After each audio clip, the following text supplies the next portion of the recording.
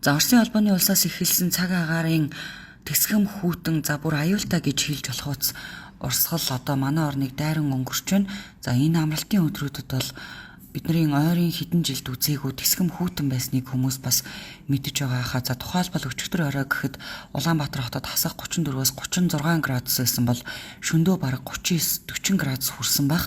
За учир нь бол өнөө өглөө одоо машин тэрэг асахгүй хүлдчихлөө гэх хүмүүс цөөнгүй байсан юм. За мөн өчигдөр орой тээврийн цагдаагийн албанаас орон нутгийн замын нөхцөл байдлыг жолооч нарт сэрэмжлүүлэг болгон шууд хүргэсэн. Тухайлбал Улаанбаатар хотоос 40 орчим километрт буюу замын үдийн замд каргоны том аврын машин хөлдчихсөн асахгүй байсан зэрэг нь бол одоо цаг агаар ямар аимшигтай хүүтэрсэн бэ гэдгийг бол харуулж байгаа юм. За өнөөдөр ч хүүтний ирч сулраагүй байна. За өдрийн 12 цаг 50 минутын байдлаар нийслэлд хасах 31 градус зааж байна. За агаар дээр хасах 31 гэж байгаа боловч хөрсөн дээр энэ нь бол хасах 41 градус гэсэн үг юм байна. За хасах 41 градус бол хүний биед шууд мэдрэгдэх хэмжээ. За ингээд одоо хүн гадаа 10 минут байхад л хөлдөж хайрагдах эрсдэлтэй ийм хүүтэн цаг агаар байна.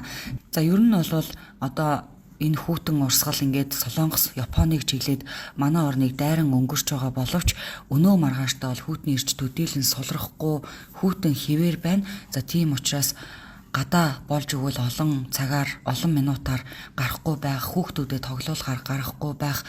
За мөн хамгийн гол нь арх согтууруулах ундаа хэрэгэлсэн биеэ хянах чадваргүй хүнтэй хэрвээ таарвал таксинд суулгаж өгөх, гэр орныхонтой холбоо барих, эмнэлэг цагдаагийн байгууллагад мэдэгдэх зэргээр осгож хөлтгөөс одоо бас урьдчилан сэргийлэх, бусдын амь насыг аврах, за мөн машин хөдөө гадаа явах гэж байгаа бол машин техникийнхаа бүрэн бүтэн байдлыг хангах, бензин тос түлшний нөөцөө бүрдүүлэх зэргээр одоо аюулгүй байдлаа хангахыг мэргэжлийн байгууллагуудаас сэрэмжлүүлэн хүргэсээр байна.